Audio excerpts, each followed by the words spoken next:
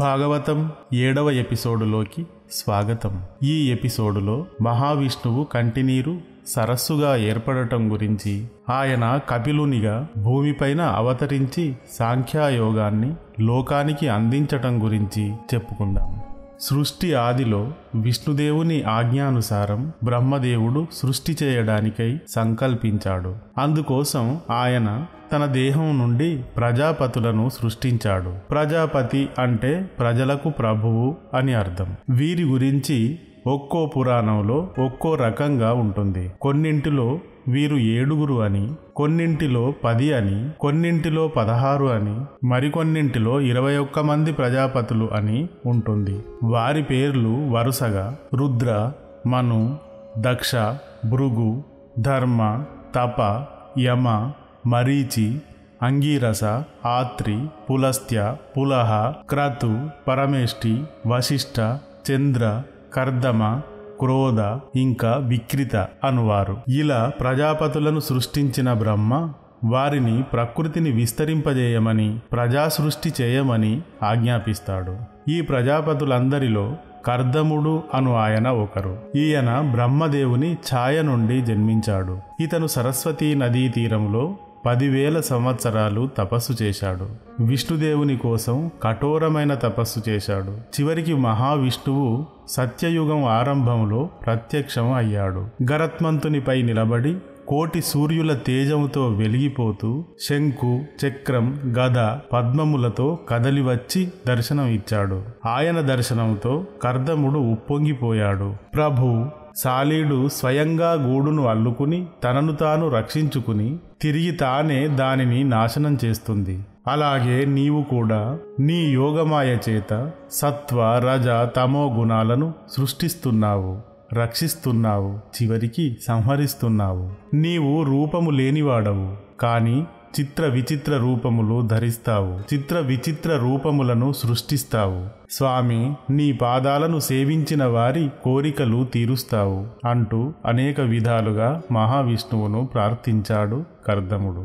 అతని స్తోత్రములకు విష్ణుదేవుని కన్నులలో కరుణ తొణికిసలాడింది. తొణికిసలాడిన ఆ కళ్ళ నుండి ఆనంద బాష్పధారలు వర్షించాయి. దానితో ఆ ప్రాంతంలో ఒక సరస్సు ఏర్పడింది.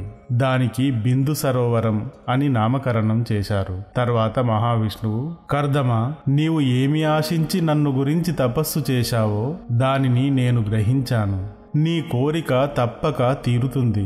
4 సముద్రాల పర్యంతం ఉన్న ఈ భూమి అంతటికి ప్రభువుగా స్వయంభువు మనువు ఉన్నాడు.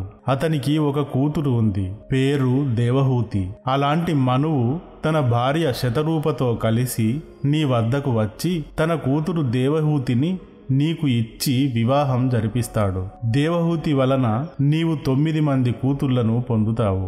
వారి గర్భములలో జన్మించిన వారు గొప్ప ఋషులు అవుతారు. అటు తర్వాత నీవు తిరిగి సన్యాసాశ్రమాన్ని స్వీకరిస్తావు. చివరగా నీ కుమారునిగా దేవహూతి గర్భంలో నేనే జన్మిస్తాను. తత్వ సంహితను, సాంఖ్యశాస్త్రాన్ని లోకానికి తెలియజేస్తాను అని చెప్పి అంతర్ధానం అయ్యాడు మహావిష్ణువు. ఆ తర్వాత కర్దముడు బిందు సరోవరం వద్ద ఆశ్రమం నిర్మించుకుని తపస్సును కొనసాగించాడు. తర్వాత ఒక రోజున స్వయంభువ మనువు తన భార్య శతరూపతోనూ కూతురు దేవహూతితోనూ వరుని కొరకు భూలోకం అంతటా వెతుకుతూ కర్దముని వద్దకు వచ్చాడు. రాజును, అతని భార్య, కూతుళ్లను సాదరంగా ఆహ్వానించి ఎందుకని ఇలా వచ్చారో తెలియజేయమంటూ అడిగాడు కర్దముడు.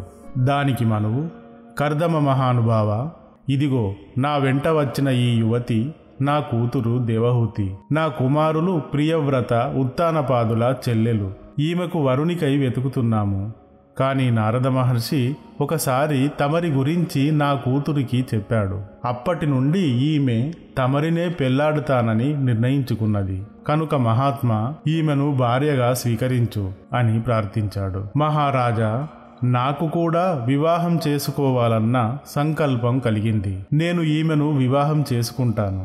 కానీ మా వివాహం సృష్టిలోనే మొదటిది. కనుక ఈ వివాహం బ్రహ్మ సమక్షంలో జరగాలి. కానీ ఇందుకు ఒక్క షరతు. నేను ప్రస్తుతం సర్వసంగ పరిత్యాగినై సన్యాసాశ్రమంలో ఉన్నాను. ఈమెను వివాహం ఆడటం ద్వారా గృహస్థాశ్రమంలోనికి వస్తున్నాను. కానీ ఇది సంతానం కలిగేంత వరకే. సంతానం కలిగాక నేను తిరిగి సన్యాసాశ్రమంలోకి వెళ్ళిపోతాను అన్నాడు. మనువు, అతని భార్య శతరూప, కూతురు దేవహూతి అందుకు అంగీకరించారు. ఇరువురి వివాహము బ్రహ్మ సమక్షంలో వైభవోపేతంగా జరిగింది.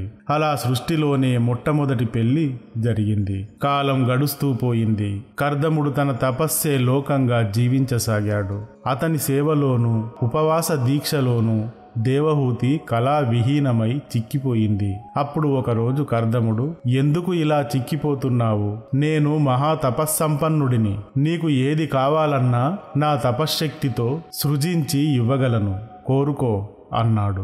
దానికి దేవహూతి, మహానుభావ, మీరు అంతటి సమర్థులని నాకు తెలుసు. కాని వివాహమాడిన రోజు మీరు నాకు సంతానాన్ని అనుగ్రహిస్తానని మాట ఇచ్చారు. మరి ఆ మాటను ఇప్పుడు తీర్చండి. నాలో సంభోగేచ్ఛ రగిలిపోతూ ఉంది. దానిని అణుచుకోలేక చిక్కిపోతున్నాను అంది. అప్పుడు కర్దముడు తన తపస్సును చాలించి అందమైన రత్నమయమైన ఒక దివ్య విమానాన్ని సృజించాడు. తర్వాత, చెలి, నీవు ముందుగా విష్ణుమూర్తి ఆనందాశ్రువులతో నిర్మించబడిన ఈ బిందు సరోవరంలో స్నానం చేసి చక్కగా అలంకరించుకుని వచ్చి ఈ విమానం ఎక్కు అన్నాడు. ఆమె ఆ విధంగానే చేసింది. భార్యాభర్తలిద్దరూ ఆ విమానం ఎక్కి ఆకాశంలో అనేక దిశలకు ప్రయాణిస్తూ ఆనందించారు. కర్దముడు దేవహూతి కోరికను తీర్చాడు. అలా 100 ఏళ్లు గడిపారు. వారికి 9 మంది అమ్మాయిలు జన్మించారు. తరువాత నేలకు దిగివచ్చారు. తర్వాత కర్దముడు మాట ప్రకారం తపస్సుకు వెళ్ళడానికి సిద్ధమయ్యాడు. అప్పుడు దేవహూతి, నీవు లేకుండా నేను ఎలా జీవించగలను? మనకు జన్మించిన వారంతా అమ్మాయిలే. వారు పెళ్లిళ్లు చేసుకుని ఎవరి దారిన వారు వెళ్ళిపోతారు. అప్పుడు నేను ఒక్కర్తిని అమాయకంగా మిగిలిపోతాను. ఒక్క కొడుకుగాని ఉంటే అతను నా బాగోగులు చూసుకునేవాడు అని దుఃఖించింది. అందుకు కర్దముడు, సాక్షాత్తు భగవానుడే నీ గర్భంలో జన్మిస్తానని మాట ఇచ్చాడు. కనుక నీవు నోములు వ్రతాలు జరుపు. ఆయన నీ కడుపున జన్మించే సమయం వచ్చేసింది అని చెప్పాడు. ఆ తర్వాత ఆమె అలాగే చేసింది. తర్వాత ఆమె గర్భం దాల్చి భగవానుడినే కుమారునిగా కన్నది. అతనికి కపిలుడు అని నామకరణం చేశారు. బ్రహ్మ, నారద, మరీచి మొదలైన మునులంతా వచ్చి దర్శించుకుని వెళ్లారు. తర్వాత కర్దముడు తన కూతుళ్లను వరుసగా కళ అను ఆవిడను మరీచికి, అనసూయను ఆత్రికి, శ్రద్ధను అంగీరసునికి, హవిర్భవను పులస్తుడికి, గతిని పులహునికి, క్రియను క్రతునికి, ఖ్యాతిని భృగువుకి, అరుంధతిని వశిష్ఠునికి, శాంతిని అధర్వునికి ఇచ్చి వివాహం జరిపించాడు. తర్వాత ఒంటరిగా కపిలుడు ఉన్నప్పుడు ఆయన వద్దకు వెళ్లి, నీవు నా కుమారునిగా జన్మించిన విష్ణుదేవునివి అని నాకు తెలుసు. స్వామి, నా పితృరుణం ఇంతటితో తీరిపోయింది. ఇక నేను తపస్సుకై వెళతాను, ఆజ్ఞను ఇవ్వు అని కోరుతాడు కర్దముడు. కపిలుడు అందుకు అంగీకరిస్తాడు.